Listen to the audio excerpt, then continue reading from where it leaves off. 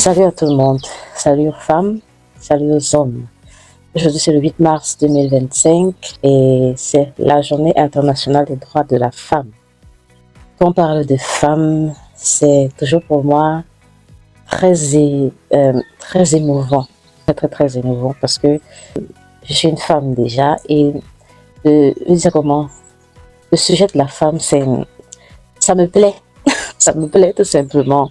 Donc pour ceux qui voient cette vidéo, me voient sur leur écran pour la première fois, je vais me présenter. Je me prénomme Florentine Cynthia, alias Floshine. J'aime bien Floshine, je crois que ça me définit aussi bien. Et c'est aussi mon nom sur les réseaux sociaux, Floshine la bien-aimée. Donc si vous me voyez là, la vidéo est sur YouTube, sur TikTok, sur Facebook, voilà, j'ai le même nom, Floshine la bien-aimée. Là, je suis camerounaise d'origine. Je suis chrétienne et de nouveau en 2015. Je vis en Allemagne et je travaille dans une société de la place. Un peu de statistiques, un peu d'analyse de données. C'est un peu qui je suis. Ce jour particulièrement, je veux souhaiter une bonne fête à toutes les femmes du monde entier. C'est la journée internationale de la femme. Donc, célébrer la femme dans le monde entier. Dire aussi merci particulièrement à toutes celles qui se sont battues vraiment acharnement pour que la condition de la femme s'améliore dans la société et dans le monde, pour qu'elle ait accès à des choses qu'elle n'avait pas accès avant à cause de son sexe. Je veux vraiment dire merci à toutes ces femmes et les féliciter. Parce qu'on a manqué, je crois que lorsqu'on lit l'histoire, il y a eu beaucoup de choses qui, à cause du sexe de la femme et du fait que le monde l'a classée comme être inférieur par rapport à l'homme, elle n'a pas eu accès à beaucoup de choses. Et il y a des femmes qui se sont battues pour cela. Et je trouve vraiment bien aussi qu'il y a de moins en moins d'injustices. Je reviendrai en détail dessus dans la vidéo. Il y a de moins en moins d'injustices. Les femmes ont la possibilité de se développer, de développer leur potentiel et être des aides dans cette société. C'est vraiment merveilleux. Avant que je continue dans la vidéo, je vais vous présenter une autre vidéo. C'est une vidéo que j'ai beaucoup appréciée. Je vous laisse d'abord la regarder. Après, je vous dirai pourquoi je l'ai appréciée. Donc, à tout à l'heure. Allez, on y va. C'est le moment de tourner les vœux. L'apôtre Jean dit « Vous êtes forts parce que la parole de Dieu demeure en vous ». Je vous souhaite une année 2025 riche en découvertes, pépites cachées dans la parole de Dieu. Pour que vous ayez, comme les Hébreux qui sortaient tous les jours chercher la manne dans le désert, une provision serrée, secouée, abondante, qui vous donnera de la force toute l'année. Soyons à l'image de Jésus, disciples, faiseurs de disciples. À nous cette année vraiment de prendre quelqu'un sous notre aile et de faire un disciple. Mon rêve, c'est de vous voir continuer, de témoigner, de briller dans la ville où Dieu vous a placé. Que Dieu nous donne de mieux comprendre la Bible, ce livre à vivre et à partager. C'est le seul ouvrage très ancien dont l'auteur est encore vivant aujourd'hui. Puisqu'il est vivant, il peut encore nous aimer. Merci pour tous ceux qui servent déjà auprès de ceux qui sont les plus pauvres. Mais j'encourage encore et encore, dans l'année qui vient, à vous lever pour servir le pauvre, la veuve et l'orphelin. Ce que je souhaite pour la porte ouverte, c'est une église multigénérationnelle où les anciens et les plus jeunes se donnent et reçoivent. Alors j'aimerais pour cette nouvelle année remercier tous ceux qui travaillent auprès des enfants. Merci pour votre bienveillance, pour votre amour et pour ce sérieux dans le travail. Ce que je désire vivre cette année, c'est cette vie organique dans les secteurs, ces hommes et ces femmes qui sont animés de cette passion de Jésus-Christ et qui la partagent tout autour d'eux. J'aimerais remercier les Francs-Comtois pour le travail qui a été effectué cette année. Que le Seigneur accompagne encore ce travail, qu'il soit dans vos cœurs et que nous puissions rechercher sa gloire. Et mon rêve pour l'année prochaine, c'est qu'il n'y ait pas une ville, pas un quartier de ville, pas un village où il n'y a pas un groupe de maisons, où l'évangile n'est pas annoncé et où on ne prenne pas soin de chaque personne. Moi, je prie pour une église qui prie le matin, qui prie à midi, qui prie le soir, qui prie tous les mois de l'année. La prière du juste est une prière efficace, alors prions sans cesse. J'aimerais vous rappeler qu'ils sont beaux les pieds de celui qui annonce de bonnes nouvelles, de celui qui publie la paix. Que la grâce de Dieu dans cette nouvelle année soit avec vous. Soyez encouragés, soyez bénis, soyez renouvelés dans la présence du Saint-Esprit. Bonne année 2025!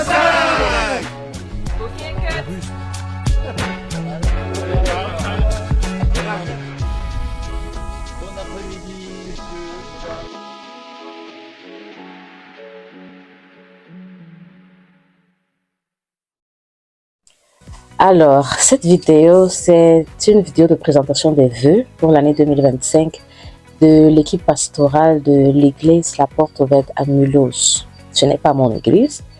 mais je les écoute souvent quand j'ai le temps, parce qu'ils prêchent l'évangile. Et ce sont des personnes aussi, de loin je les connais, et on peut vraiment ressentir leur cœur, on peut ressentir que ce sont des personnes qui aiment l'homme, qui aiment l'humain. Et même lorsque vous suivez leur programme et tout, il y a beaucoup d'actions vraiment qui sont sociales et qui concernent vraiment l'humain, qui combattent à la situation des hommes et tout. Et dit homme, c'est homme en général. Mais ce qui me marque le plus dans cette vidéo, c'est que ce sont des hommes. Et lorsque je vois cette vidéo, je vois vraiment des hommes différents. Quand je les vois, ça me transmet en fait quelque chose de positif. Ça me transmet quelque chose de positif, quelque chose de sécurisant pour moi, une femme. Je dis, quand tu vois ça, voilà. Bon, je ne ressens pas ça juste par la vidéo, mais je les connais un peu par leurs différentes émissions aussi. On s'y retrouve, notamment. Et ils ont fait une émission par rapport à la place de la femme dans l'église. J'ai aussi beaucoup trouvé intéressant. Et lorsque vous les voyez parler sur le plateau, parce que sur le plateau, il y avait ces hommes et certaines femmes, il y a vraiment un respect dans le cœur pour la femme, un respect pour l'humain, un respect, une considération pour les femmes qui étaient là. Ils leur ont donné l'opportunité de s'exprimer. Ils ne les ont pas étouffés dans ce qu'elles avaient à dire et tout. Franchement, je vais mettre le lien de cette émission en description pour que là vous la voyez aussi. Mais je trouve ça bien et lorsque j'ai vu ça, je trouvais ça tellement intéressant de voir qu'il y a encore des hommes vraiment aujourd'hui qui ont un respect pour la femme.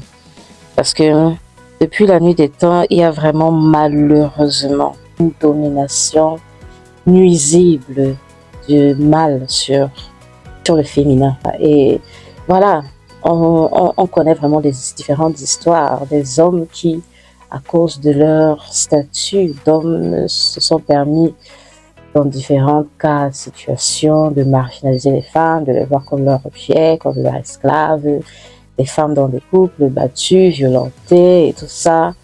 Franchement, c'est des histoires qui font mal. Des histoires qui font mal, qui sont tristes, et pour d'autres femmes qui forcément n'ont pas vécu ça, mais qui écoutent ces histoires, ça fait mal, ça fait énormément mal.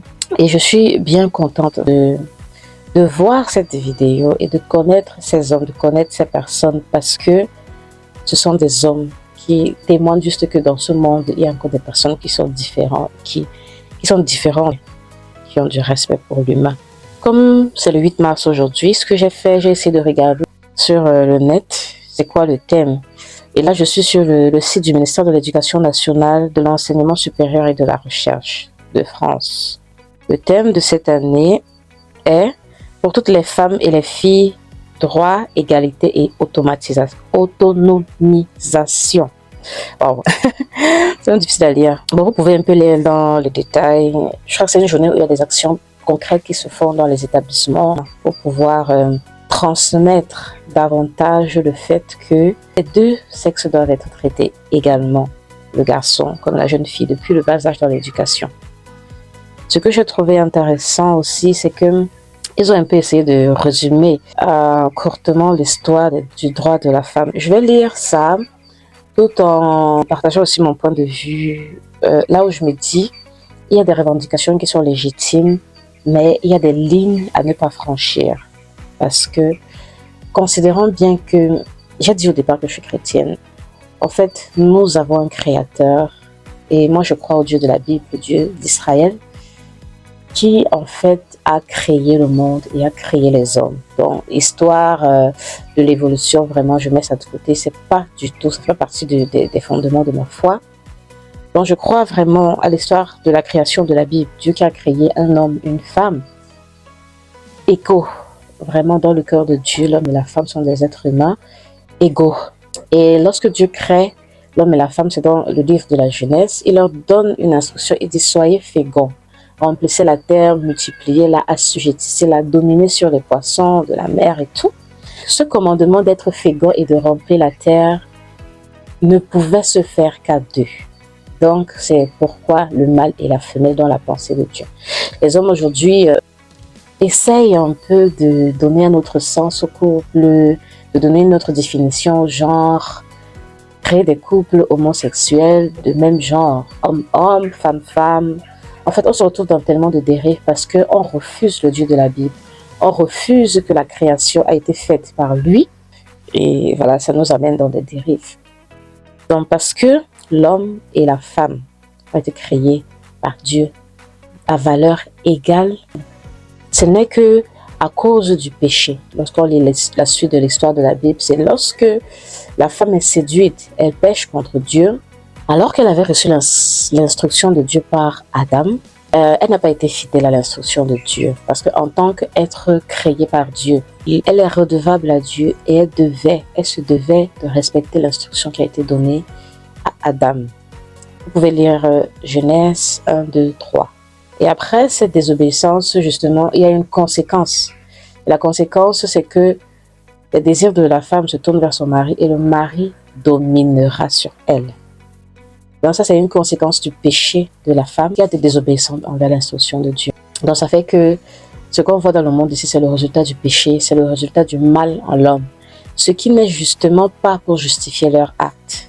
C'est parce que à partir du moment où un homme traite une créature de Dieu, pas vraiment avec de la considération, c'est l'image de Dieu qu'il attaque. Donc ça veut dire que ces hommes, même si on voit l'origine, même si on voit que le péché est à l'origine vraiment de tout ce qu'on voit dans le monde ici comme injustice et domination de l'homme sur la femme, ils sont responsables devant Dieu et ils sont coupables.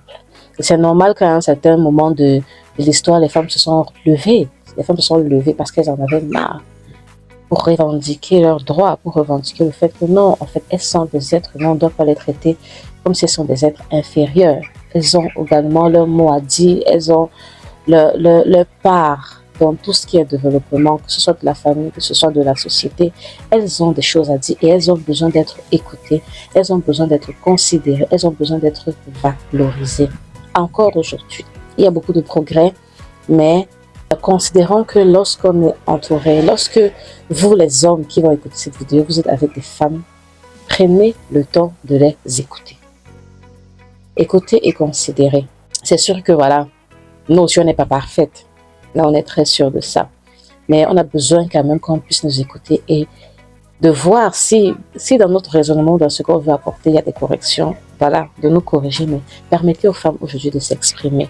C'est vraiment très important. Sinon, à un certain moment, elles vivent des frustrations qu'elles étouffent et vous verrez que quand ça va exploser, c'est le chaos. Hein? Vraiment, une femme qui se rébelle, elle est inarrêtable. Bon, je voulais lire en fait des trucs qu'ils ont écrits par rapport à l'histoire. Au début du XXe siècle en France, la loi considère encore les femmes comme des mineurs, comme des enfants, donc comme l'être inférieur en fait. En 1907, les femmes peuvent dépenser leur salaire comme elles le veulent. Plus besoin de demander l'autorisation à leur mari comme avant. Ça ici par contre, je ne suis pas très d'accord parce que lorsque je considère, j'ai dit au départ que la mission que Dieu donne aux hommes, soyez féconds, en plus la tête, ça c'est à deux. C'est un projet commun.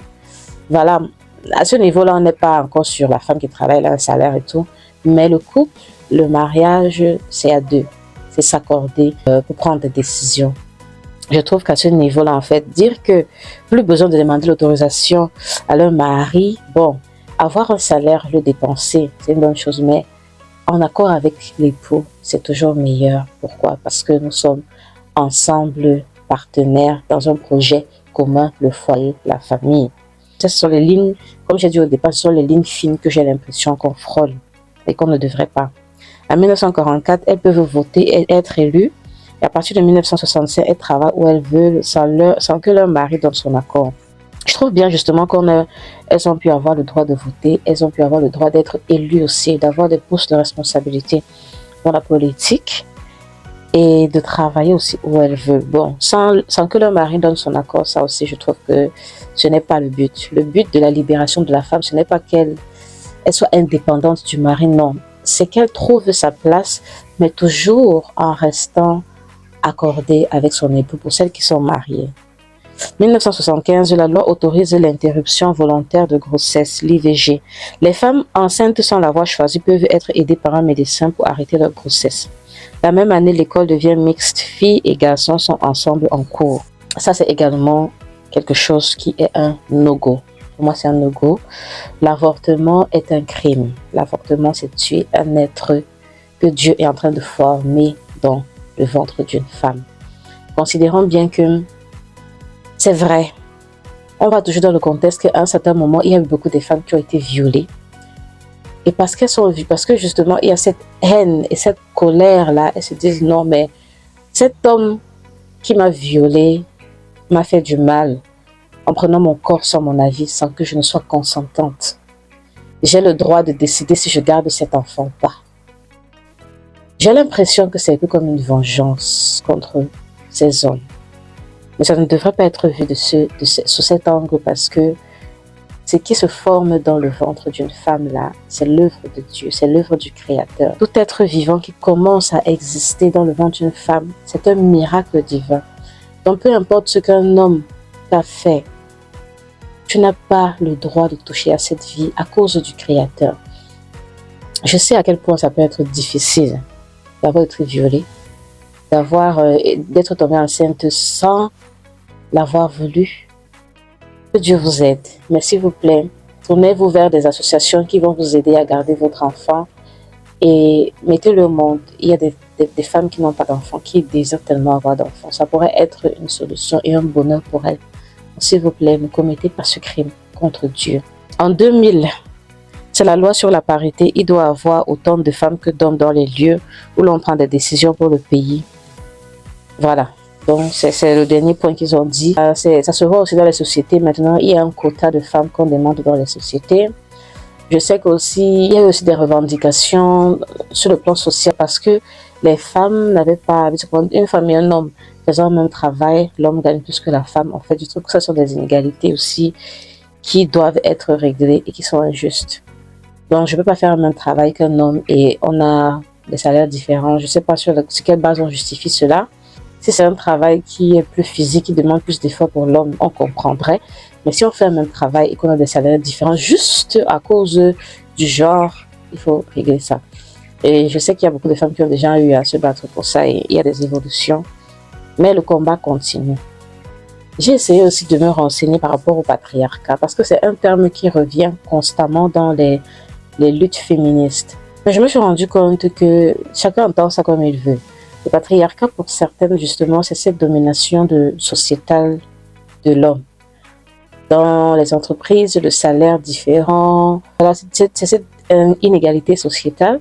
Mais le patriarcat, d'autres entendent aussi comme le fait de voir la femme comme un être inférieur. Déjà, c'est un terme qui n'est pas biblique, le patriarcat. Mais ce qu'on peut quand même voir, c'est que Dieu, lorsqu'il crée ces êtres humains, il forme d'abord l'homme. Donc l'homme est le premier à venir sur la terre. Et après, Dieu forme la femme de la côte de l'homme, d'une côte qu'il a pris de l'homme. Il y a un enseignant qui a dit que Dieu n'a pas pris l'os de la tête pour que la femme soit la tête de l'homme. Il n'a pas pris l'os du pied pour que l'homme écrase la femme, mais il a pris la côte qui est cette os qui est proche du cœur de l'homme. Pour montrer en fait que la femme, c'est cet être-là qui doit être aux côtés de l'homme et protégée par lui. Malheureusement, cette idée de la femme comme l'être inférieur a été répandue dans les systèmes de pensée depuis toujours et ça crée de la rébellion. Maintenant, ce que je veux considérer, c'est que lorsqu'on parle du patriarcat, comme j'ai dit, ce n'est pas un terme biblique, mais la Bible parle de l'homme comme le chef de sa femme. Et c'est quelque chose qu'on doit pouvoir accepter parce que c'est comme ça que Dieu a voulu que la famille soit construite. Donc, dans la famille de Dieu, l'homme est le chef. Et ces hommes qui comprennent la responsabilité de chef, qui n'est pas quelqu'un qui est écrasant, mais qui est là pour protéger, pour prendre soin, pour pouvoir, ne va pas maltraiter sa femme. Il va aimer sa femme comme un être pareil que lui. Il va lui donner de la valeur, il va la respecter. Une femme avec un mari pareil, elle ne peut être que soumise. Vraiment considérer, moi je veux parler aux hommes que marteler tout le temps une femme, tu dois être soumise, tu dois être soumise, tu dois être soumise, c'est pas la solution. Aimez-la. Aimez-la. Je parle vraiment d'un amour du cœur. Aimer. Une femme qui est aimée se soumet naturellement. Après, il y a des exceptions, des femmes qui ne veulent pas. Voilà, à cause de quelques raisons que ce soit. Mais en soit, une femme qui est aimée, elle va se soumettre. La Bible dit, par rapport au couple, Marie, aimez vos femmes. Comme Christ a aimé l'Église, en donnant sa vie pour elle. Que l'homme doit aimer sa femme de cette manière. Donner sa vie pour sa femme. L'aimer comme son propre corps. Prendre soin de sa femme comme si c'était lui-même, comme s'il prenait soin de lui-même. Et la femme aussi doit être soumise à son mari comme son chef. À cause du Seigneur, parce que c'est l'instruction du Seigneur. Et ainsi, ça sera un couple qui sera heureux et épanoui, tout simplement. Donc, ça, ce sont les lignes fines qu'il ne faut pas toucher, qu'il ne faut vraiment pas toucher dans le foyer, dans la famille, parce que c'est Dieu qui a institué la famille. Il faut octroyer aux femmes le droit de se développer, de développer leur potentiel, de se déployer pleinement, mais tout en sachant pour nous les femmes que ce n'est pas dans l'indépendance, ce n'est pas pour faire le bras de fer avec l'homme, ce n'est pas pour faire le bras de fer avec le mari, non, mais c'est pour qu'on soit épanoui et aussi pour que dans ce projet commun qu'est la famille, nous puissions apporter notre part. Donc, encourager celles qui travaillent et qui sont actives dans la société avec leur salaire et tout, considérez que vous faites cela pour que le projet commun que vous avez avec votre mari puisse bien se passer. Donc, que ce soit toujours en accord avec l'époux. Et aussi pour celles qui ne sont pas encore mariées et qui désirent se marier. Quelqu'un a dit une fois que quand l'homme a l'argent, il cherche la femme. Quand la femme a l'argent, elle dit qu'elle n'a pas besoin d'homme. Ça m'a fait rire, mais c'est tellement vrai. Les possibilités que la société nous offre aujourd'hui ne doivent pas nous rendre orgueilleuses, ne doivent pas nous rendre arrogantes. C'est pas une bonne attitude en fait. L'argent ou vraiment tout ce que la société nous donne aussi aujourd'hui de faire, on doit vraiment faire attention. C'est pas pour que ça nous rende arrogantes du tout. L'humilité, c'est une vertu qui est vraiment précieuse et qui aide dans les rapports humains.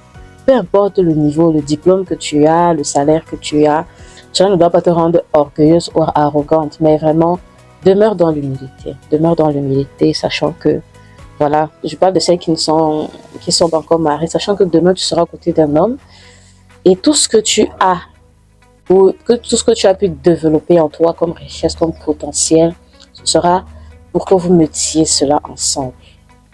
Et voilà, moi je veux parler aussi de Jésus. Jésus est un homme vraiment qui moi particulièrement a bouleversé le cours de ma vie. Parce que des femmes, je comprends vraiment beaucoup des femmes aujourd'hui qui se plaignent des hommes et qui sont en colère, qui veulent se venger, qui ont de la haine pour les hommes. Je prie vraiment que Dieu vous aide et vous libère de cette haine. Mais Jésus, quand j'ai rencontré Jésus en fait, c'était difficile pour moi d'accepter qu'il m'aime parce que je le voyais en fait comme tous ces hommes que j'ai connus, des profiteurs, des menteurs. Mais Jésus en fait c'est le Fils de Dieu. Et Jésus est vraiment amour. Jésus valorise la femme. Lorsqu'on lit l'histoire de Jésus, je vous encourage à lire la Bible. Les 4 premiers livres du Nouveau Testament s'appellent les 4 évangiles. Matthieu, Marc, Luc et Jean. Vous pouvez voir l'histoire de Jésus, vous pouvez voir toutes ses attitudes quand il a rencontré les femmes. C'était dans un respect incroyable. Je pense à la femme samaritaine, je pense à la femme adultère, je pense à... Jésus a été chez Marie et Marthe, il se liait avec les femmes. Il y a une femme de mauvaise vie, la Bible le dit comme ça d'elle. Jésus était quelque part invité. Cette femme est venue, elle pleurait sur ses pieds, elle essuyait ses pieds avec ses cheveux, elle a embaumé d'un parfum. Pourquoi? Parce que Jésus avait gagné son cœur. Jésus lui avait donné de la valeur. C'est que tous les hommes étaient en train de dire vraiment, est-ce que c'est même la femme qui la touche là? C'est une femme de mauvaise vie. Mais Jésus la valorisait. Et j'ai connu cet amour de Jésus là qui m'a fait voir que l'amour existe et que les expériences que j'ai vécues, certes m'ont blessée, m'ont détruite à l'intérieur de moi, mais il est venu m'aimer et cet amour a pris le temps de me restaurer et continue davantage à me restaurer. C'est pourquoi je veux vraiment parler à des femmes qui sont brisées, qui aiment les hommes, qui détestent les hommes, qui veulent se venger, qui ont été déçues et tout ce que vous avez vécu là. Jésus est un homme qui est aimant.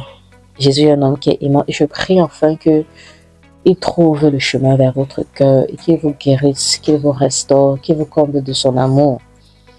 Et qu'il vous donne d'avoir foi en l'amour, de croire qu'il existe encore aujourd'hui des hommes qui vous respectent, de croire que c'est encore possible aujourd'hui d'avoir un partenaire qui vous respecte à votre juste valeur. Il ne viendra pas pour profiter de vous, mais Jésus aujourd'hui offre de bons partenaires. Celui qui met son foi en Jésus trouvera un bon partenaire. J'encourage aussi vraiment les hommes qui ont été aussi brisés par des femmes et qui sont sceptiques, qui sont méfiants.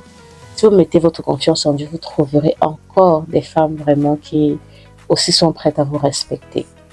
Sont prêtes à vous respecter, mais que chacun fasse sa part. C'est très, très, très important. Et je veux aussi encourager les femmes à comprendre que la place de la femme dans le foyer est une place très précieuse.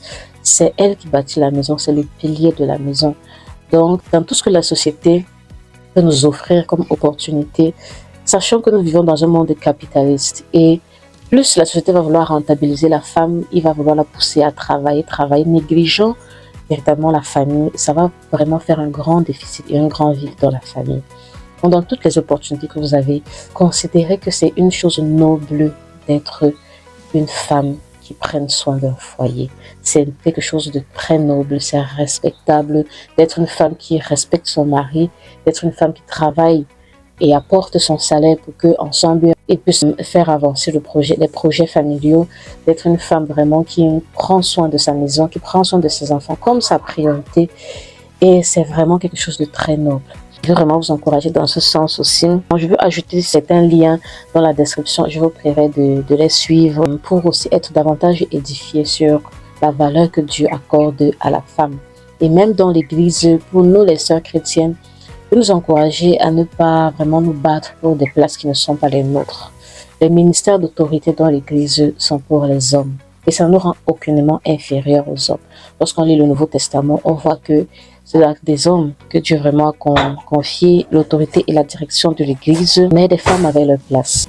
Prenez le temps vraiment de lire tout le Nouveau Testament et les Épîtres et de voir vraiment, de trouver votre place et d'être contente et à l'aise avec cela.